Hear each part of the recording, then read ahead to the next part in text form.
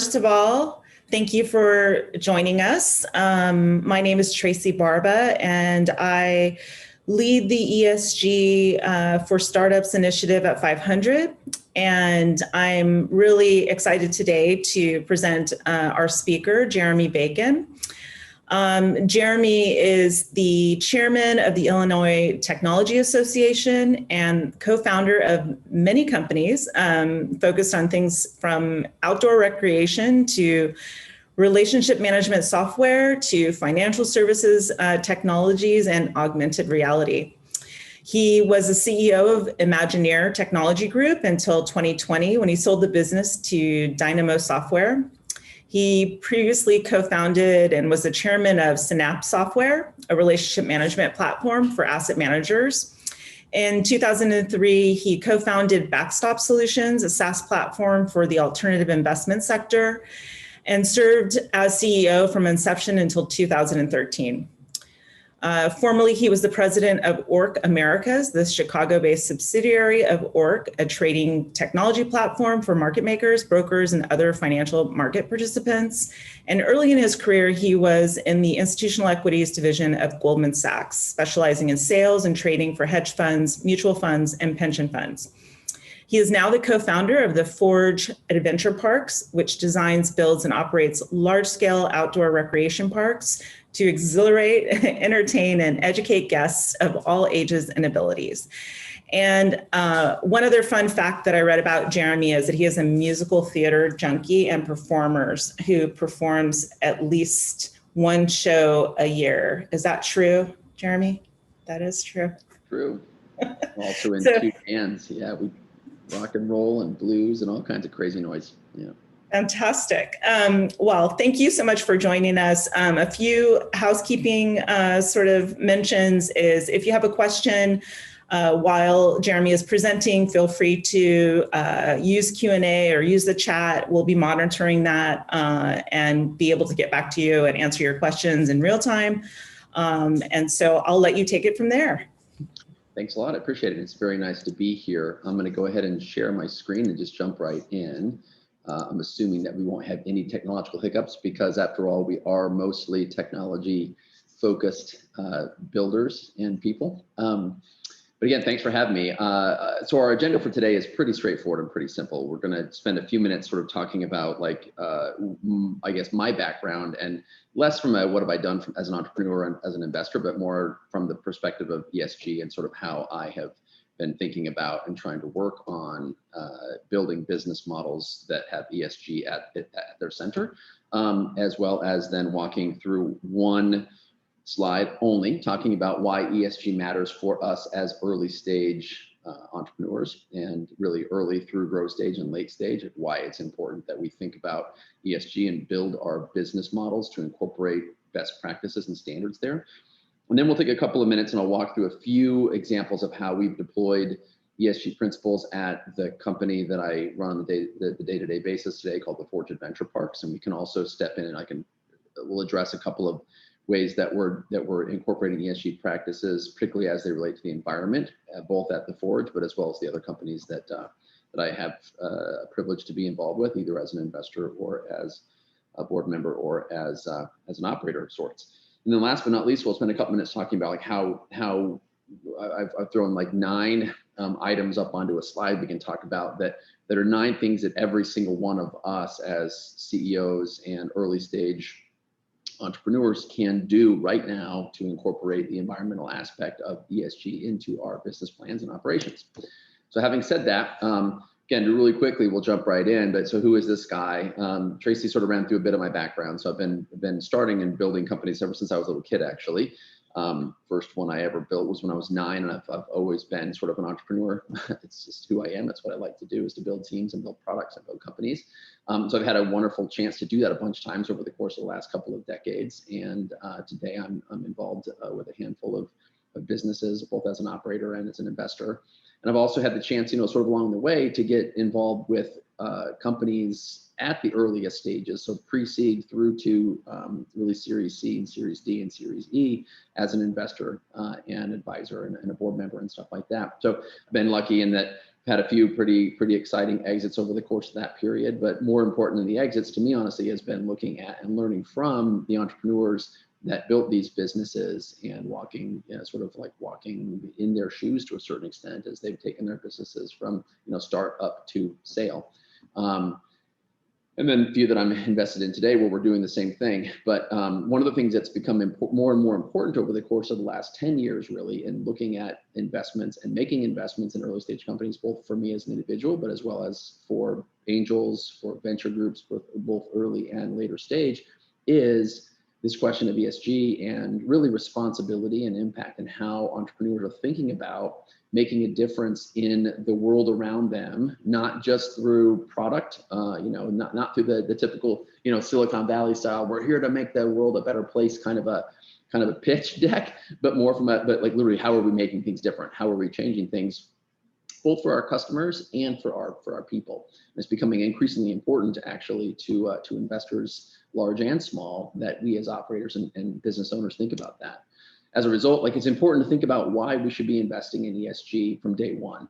Every time I meet with a want to be startup entrepreneur, or even someone who's doing it for their second or third time, I try to make it a point of asking them about their focus on social responsibility, on impact, and on environment, social and governance related issues for not just their industry, but also just in general for businesses. And the reality is that, the reasons we should be thinking about investing in ESG from day one as operators is that, first and foremost, it's the responsible thing to do, right?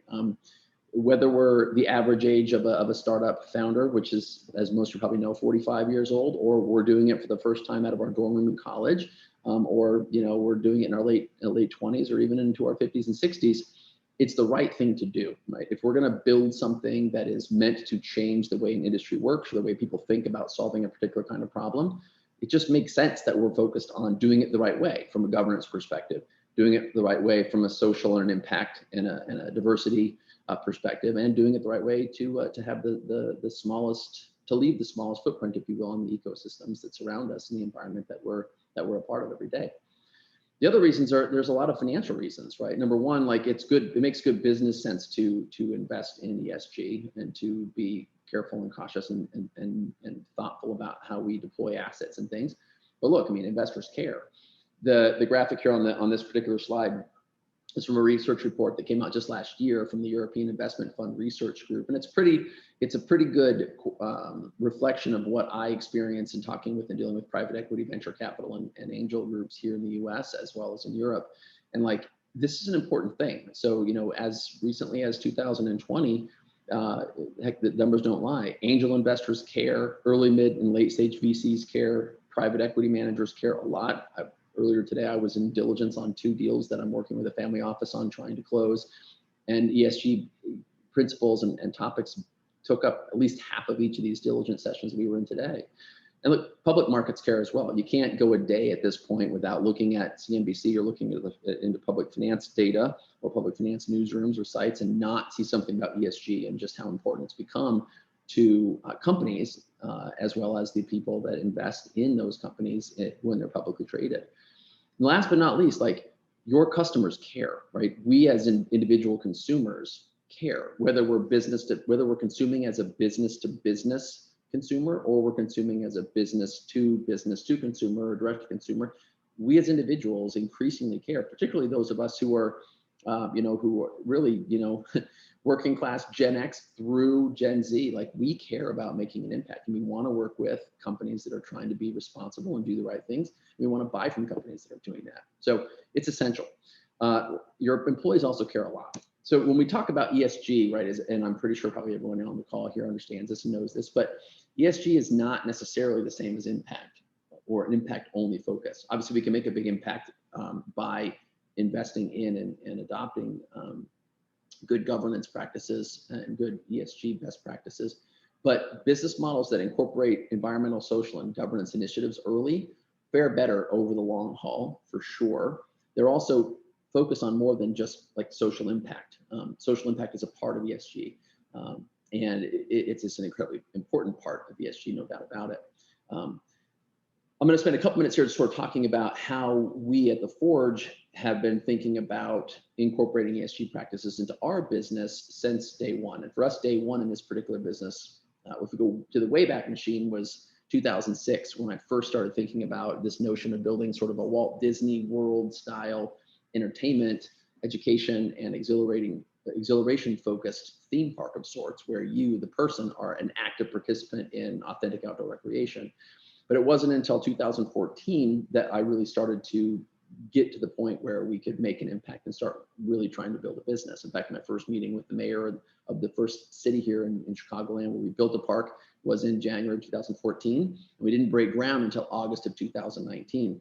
We had a lot of years in the middle there where we were sort of working out a business model, working out a business plan, trying to figure out how we could build something in a socially responsible way in a public-private partnership that would help us to really change the way that people in our industry, anyway, think about and could potentially build businesses that benefit more than just the owners of those businesses.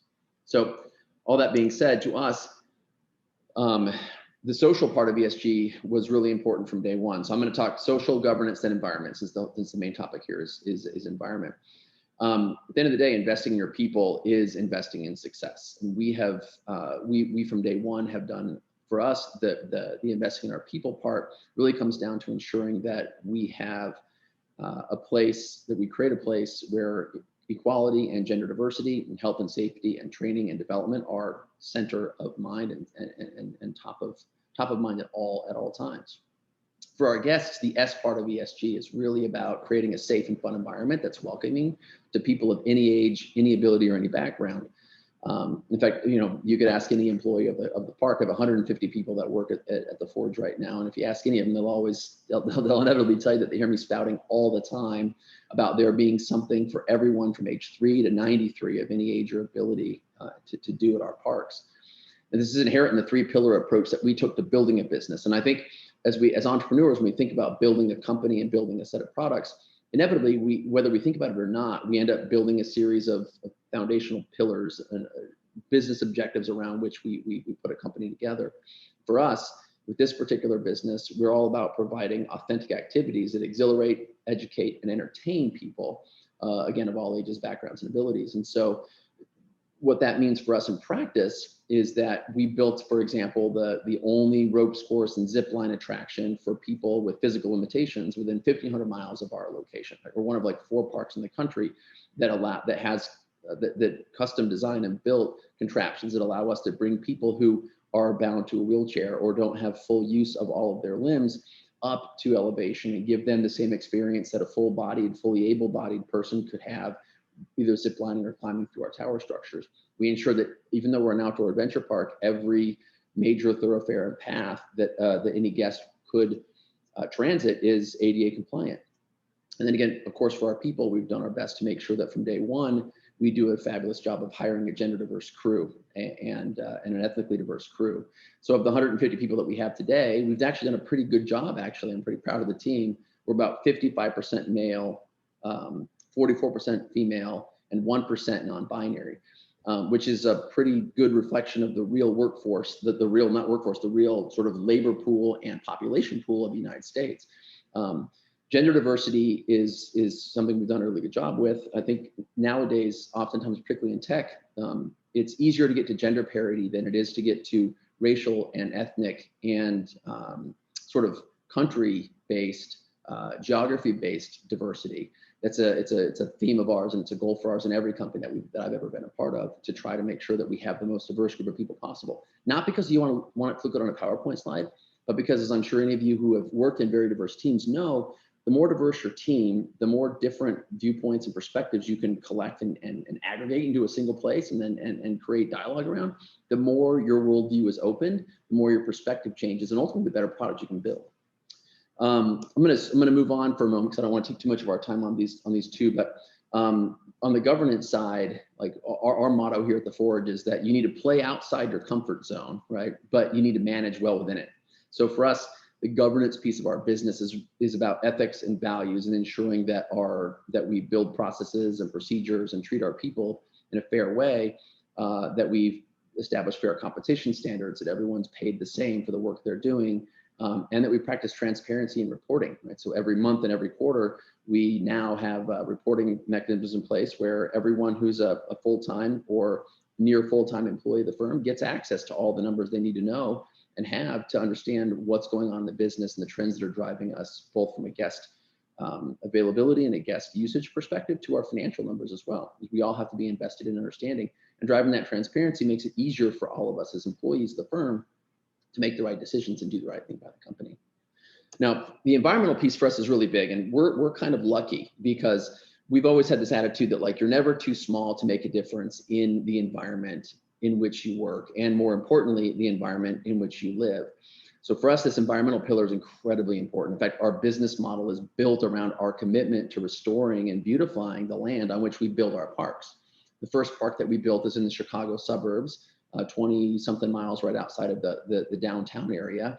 And we specifically chose a post-industrial wasteland to reclaim and to reestablish over the course of the next 15, 20, and 30 years. So for us, part of the development of our business plan here was actually saying, okay, cool, we know we can build some cool stuff that people can play at and have a good time with. How do we take a bunch of land, in our case it's 300 acres for this particular place, and restore it and turn it back into something that resembles what it looked like before, in the middle of the 19th century, people came in and turned it into a giant series of quarries, stone from which was used to rebuild Chicago after the Great Fire, and then the suburbs as well. And so on top of that, we had this sort of idea that, well, why don't we find a way to give public landowners, in this case, the people, the taxpayers of this particular area, an opportunity to partner with private capital to build an income stream for the city that will also then concurrently rebuild, restore, and repurpose this post-industrial land. So for us, it made sense for us to develop a whole new way of looking at the world and a whole new business model for not just taking and using space to build a product and deliver a service, right? But then to make that space better.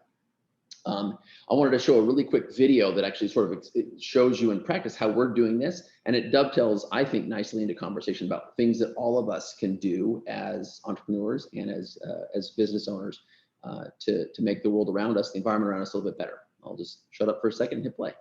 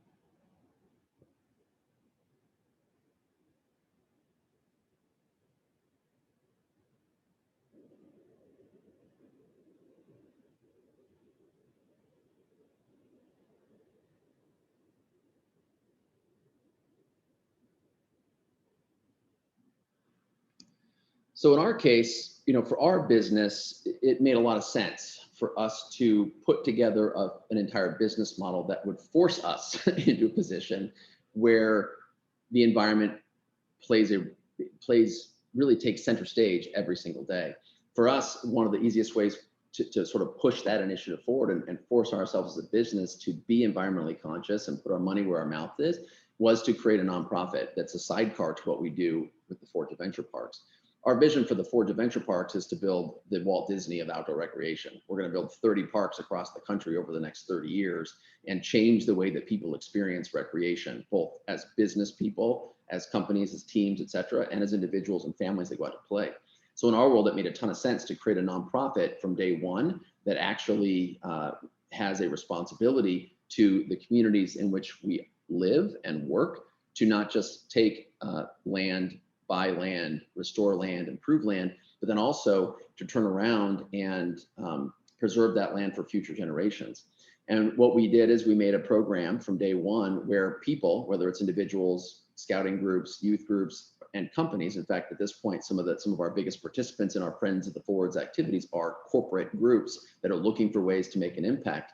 But we opened up and said, great, every single month, we're gonna be out here in our park running these Friends of the Forge days, and we get, large numbers of people out here to help participate in the reclamation of this land. In our case, there was one more piece of this puzzle or two, and that's like one more way to put our money where our mouth is.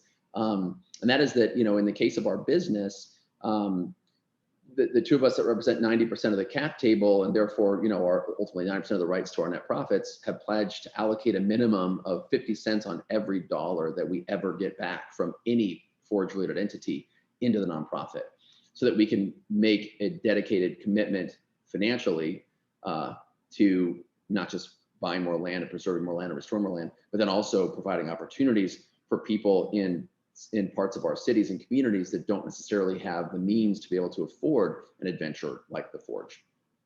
So for us, it made tons of sense. It was super easy, right? But some of you are probably saying, okay, well, like that's fine, right? It's easy for a company that's focused on outdoor recreation to make an environmental impact, or to making an environmental impact a day one consideration. But for pure tech-focused companies, it's almost impossible, right?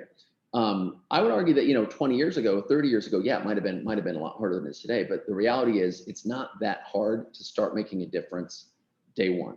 And so, as promised at the beginning of our little journey here a few minutes ago, I've got 9 examples of things that I know you can do as an early stage company, because I've done them in other companies that I'm either involved with now or that I've been involved with over time, that are really easy to do. And at the end of the day, give you as the entrepreneur and as the early stage company a means to an end to produce value and to show commitment to the E in ESG. So the first thing and the easiest thing to do as an early stage company is simply to know your vendors, right? Buy from organizations that already do what you can't. And so if we're a SaaS software company, B2B, B2B2C, direct to consumer, whatever we are, some of the cloud infrastructure providers do a better job than others with ESG. Make the right decisions, pick the service providers that do that are standouts, if you will, in ESG. And it's not just your cloud service providers, right? There, for every tool you buy, for every service you have, for every piece of equipment you need to buy, it's not that hard to sort of figure out which vendors, which suppliers, which parts of your supply chain are the most forward thinking and have the best reputation and are putting their money where their mouth is with regards to ESG. The second thing you can do is just be energy efficient. That means turning stuff off, right? If you guys are watching from your house, right? I'm actually sitting in my Forge office, and I'd be willing to bet my right arm that like most of your electronic devices aren't turned off. Most of your teammates' electronic devices aren't turned off. At the offices that you may no longer be at because of COVID, it's a good chance that most of the electronic equipment is still plugged in, draining energy. Be energy efficient. Teach your teams, teach yourself to be energy efficient. Just shut stuff off when you're not using it. More importantly than that, talk to your landlords. And if you're a company like most of us in the tech world today, where our teams are now almost completely distributed, talk to your teammates about how to shut stuff off overnight, right? It's easy to put timers, for example, on all of your important outlets that shut stuff off while you're sleeping, right? It's not a hard thing to do, but it makes a huge difference, both to your cost, from a cost perspective, as well as an impact perspective. In fact, I'll say one more thing on this. So one of the companies that I'm involved with very deeply is called DMI, and we're an IoT platform company. We make a SaaS application that we have deployed in the building technologies, electrical utilities, and now in the food safety and logistics space. And some of our biggest deals as we've built this business have been with companies, whether they're utility companies or big organizations that run warehouses and that work in logistics and do crazy distribution stuff. Those contracts, the biggest ones, are with organizations that are saying, look, I spend $14 million a year on electricity for the lights in my facilities. If I just had a sensor or a group of sensors that would dim those things or turn them off automatically or be better at those things, I could save a ton of money. And our solution does that, among a million other things, to help people save real meaningful money. It's not hard. So you can talk to your businesses, you can talk to your buildings, rather, your tenants, as tenants, and try to get them to make conscious decisions about how they handle energy efficiency inside the building that you may work or call home. Look, think sustainability. Don't stock your office pantry or your fridge with plastic water bottles and cans. Don't buy food that's in non-recyclable packaging and serve it at your office, right? Most foods are not served up in recyclable bags. Don't buy those. Buy the stuff that is. Set an example for your teammates, right? For your company. It sounds really small, but if every one of us in the tech ecosystem adopts a practice like this, like it drives real change. And for those of us that are really interested in CPG businesses, there's massive opportunities, right, for new disruptive business models that take sustainability to a whole new level. An investor in a company called Edible Garden, for example, this is what they do. They're sustainable from moment one, from the time the seed gets planted to the time that the plant is delivered to the supermarket. It's really important that we think about these things. Another idea that's really easy is take your team outside. Again, this for us at the Forge is super simple, but you can get your team out, right? Every one of us does team bonding and team building experiences. We're always looking for things to do to get together with our teammates and have a good time. Whirly ball is cool and all, and bowling is fun when we can get back together face to face, but there's nothing better, I guarantee, if you've never done it before, than taking your team out to the woods and like chopping down invasive trees and, you know, getting dirty and working with saws and cutting stuff down, or planting things and planting trees and working with nature groups. The Nature Conservancy, the largest nature conservation foundation in the world, is everywhere, and organizations like the Nature Conservancy exist everywhere. Instead of going to play volleyball for your next team event or for any team event, consider going outside and doing a cleanup project. Heck, just walking around your neighborhood and picking up trash. Like, there's a million things you can do. Get outside and focus on the environment. Waste and recycling is always a big one for everybody, right? So encourage your employees on site and off site to recycle and dispose of waste properly. We actually, it's interesting at the Forge, right? We have our own little restaurants and stuff like that. Like, but this one is actually really hard. It's easier to talk about waste and recycling than it is to actually do waste and recycling the right way. Easier in an office building, easier when you're at home, but hard for businesses that are doing anything at scale and mass to get right. But definitely doable if you think about it. Electronic waste is a big problem for all of us, right? As technology companies, we create lots of electronic waste. And just dig through your desks and dig through your closets, and inevitably you're going to find computers and equipment, and monitors and cables and all kinds of garbage that literally is just garbage. There's ways to recycle it. There's ways to take care of it. Do it. On top of that, like, squeeze every last bit of juice you can out of all of your computer equipment, right? It doesn't make any sense to just to not recycle computer equipment or to not buy computer equipment that you can't upgrade, right? The shell of your laptop and the motherboard of your laptop is most of the time going to be good far longer than the memory chips and the power and the processors and the hard drives inside. Most major hardware manufacturers today are releasing models more and more every year that are designed to be upgraded rather than tossed to recycled at the end of their 3 or so year useful half-life. So consider that as you're buying equipment for your teammates as well. Last 3 things really quickly here. I know we're starting to push up against time, but one of these things is you got to talk to your investors, right? Going back to the very beginning of our little slide deck here, right? We noted that early stage investors, whether they're angels, VCs, seed stage funds, all the way through to your pre-IPO investors and beyond, they either already care about or are thinking in some ways about these issues and sustainability for the environment, or they should be. If they're not, they need to be. Talk to your investors and encourage them to push their other portfolio companies, not their other portfolio, sorry, just for a subtle issue here on my slide, but push their portfolio companies to think about this stuff.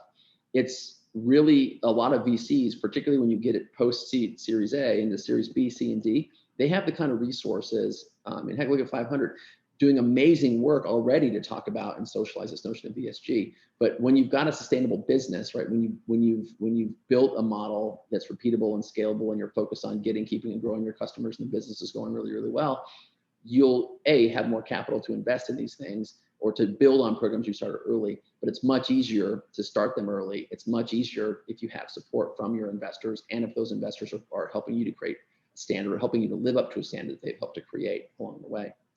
All right, reducing water waste is a big deal.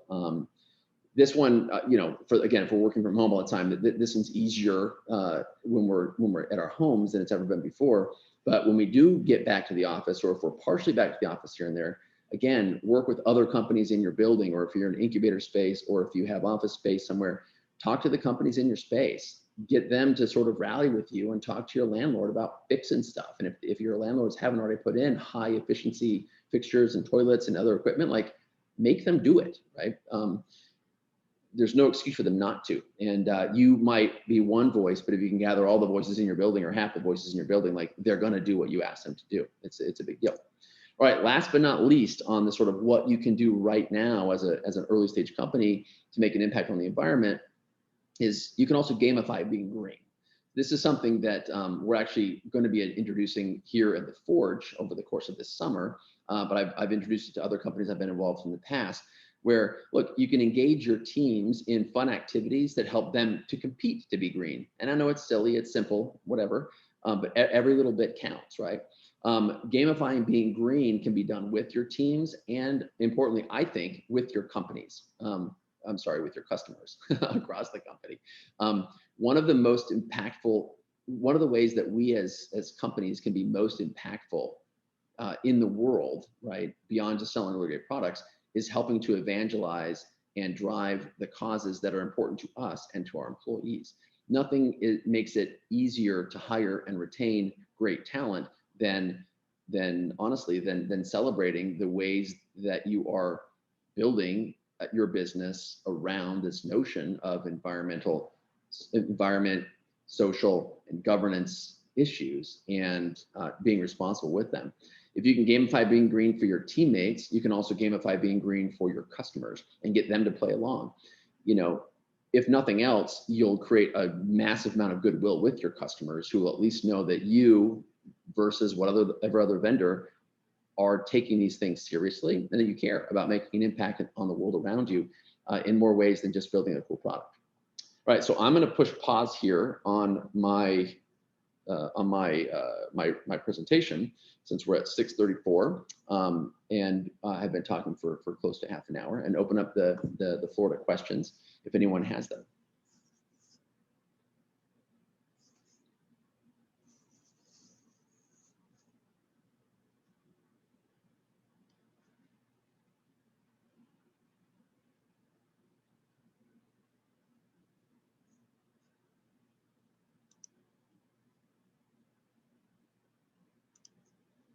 Let's see here.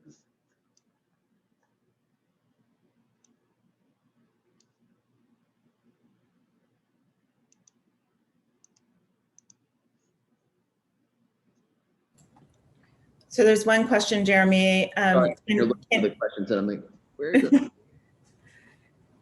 Can you give an example of gamifying green activity? Absolutely. So one of the things that I've done a couple of times, I can give a couple examples. So one that I think is super fun, and I guess I should pre-qualify this by saying that, like, if you as the founder or as part of the leadership team aren't committed to this stuff, whether it's E, the S, or the G, like, your teammates are not going to buy it, right? They're not going to buy into it. So, but one way to gamify it is to take a practice that you personally, as a leader in your company, are passionate about and find yourself doing all the time, and turn that into a game, right? So the example here is this.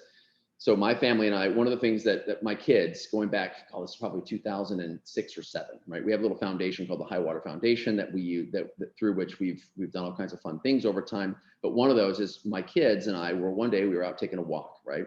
And we were picking up some trash along the trails as we were taking a walk. And again, everyone at the Forge knows I can't stand the sight of litter and garbage and trash. And so my kids were like, geez, Dad, like, there's a lot of trash out here. You know, we should be cleaning it up. I'm like, yeah, we are. That's why we carry bags of this every time we go outside, and we're always picking stuff up. And they said, well, you know, it'd be fun if, like, we put together like a club, like, and so long story short, we actually built a little nonprofit arm called Cluck, or Clean Up Kids, that we then turned into a game. So both for the company that I was running at the time, and then for even my kids and their friends and their social groups and school groups, we sort of created this Cluck program where, you know, every month we kept track of how many times we went out, sort of, you know, garbage collecting, right? So you're out on a walk being healthy, and how many pounds of garbage were you able to collect over the course of this month? And we gamified just the simple thing of trash collecting while you're out taking a walk, right? So how you sort of like temptation bundle or I should say this, temptation bundling, right? Combining a good healthy activity like walking around outside in the woods with cleaning up garbage and keeping track of how much you picked up is one really simple and easy way to gamify being green. And you take that to your teams, you take it to your broader company, you take it to your customers, right? And before you know it, you've got a whole lot of fun going on. And then of course, because it's a game and you're keeping track of the results of in this case, the garbage collection and garbage cleanup, it's really easy to come up with levers for ensuring that people are being honest about how much they're actually collecting. In our case, we always do it based on weight. So you take a photo of your weight standing on a scale before the activity, and then again holding the bags afterwards, and that way you've got your sort of like your proof, and you keep a log. It's a simple group spreadsheet sitting up on the cloud, and all of a sudden, before you know it, within a month, you'll see people picking up 20, 30, 50, 70, 100 pounds of garbage just through walking to and from the office, or just by walking in the neighborhood, walking their dog or whatever else. So that's one example of gamifying being green. And it doesn't cost any money. It doesn't take any time. It takes no resources. It's super simple to do. Another one that we do, that we've done for gamifying being green, one of the companies that I work very closely with, we're sort of distributed across the world, right? And so we do this scavenger hunt game where it's, we have a whole series of like green energy, green tech, and energy savings hardware, devices, equipment, stuff like that you've got to go find. So again, this notion of get you outside, get you running in the countryside, get you digging into like, what are the companies in your area doing? What are your utility companies doing? What are your waste management companies doing, and things like that to sort of improve the environment.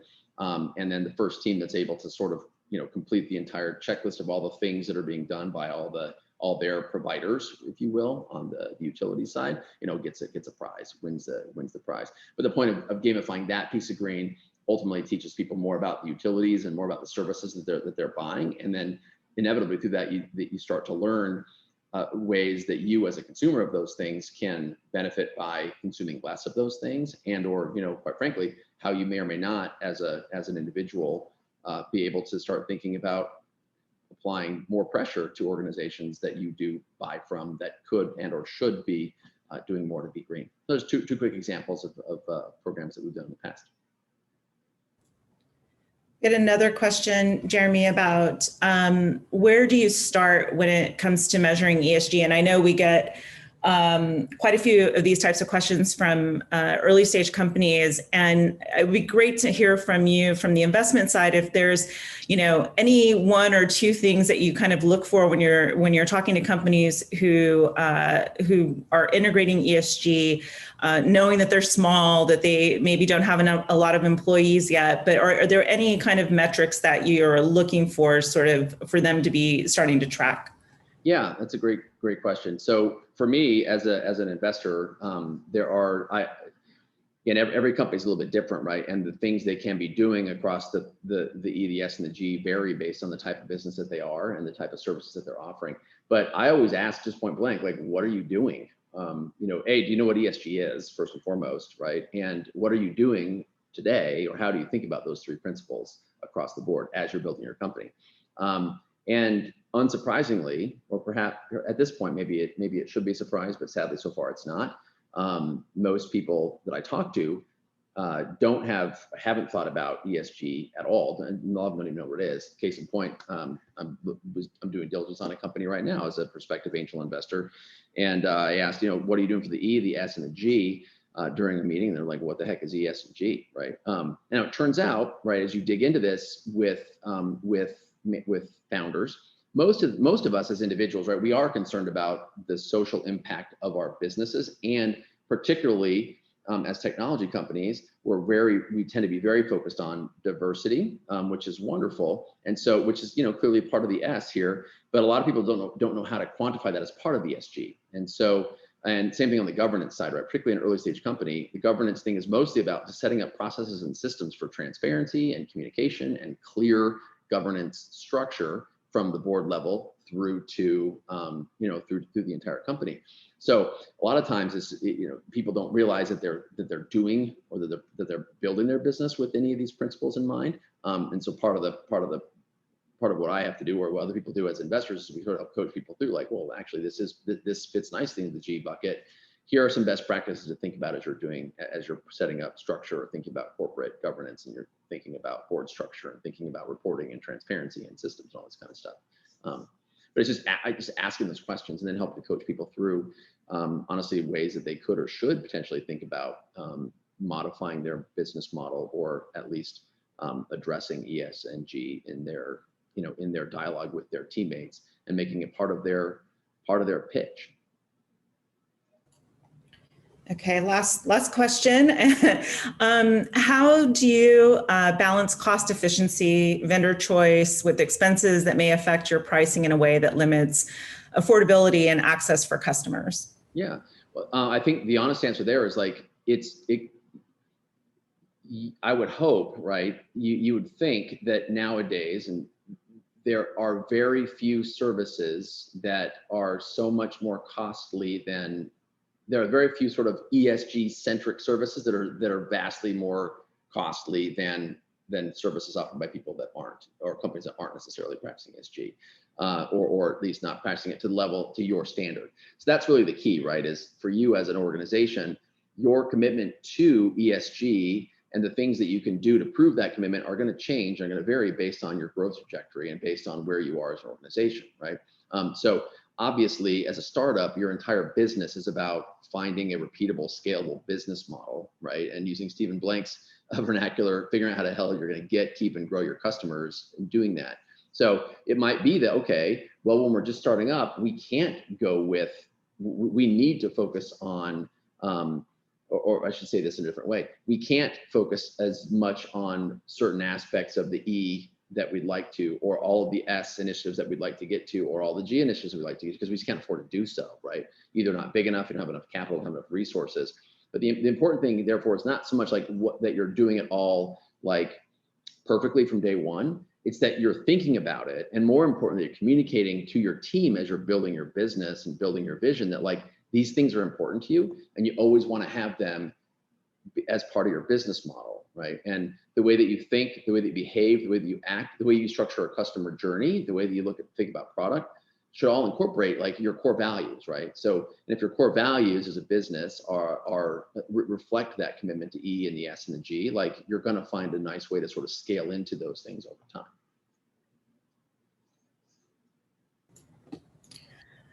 Fantastic. Thank you. Thank you so much, Jeremie. This has been really, really wonderful. And I'm so glad that we had the chance to speak with you and to hear from your experience.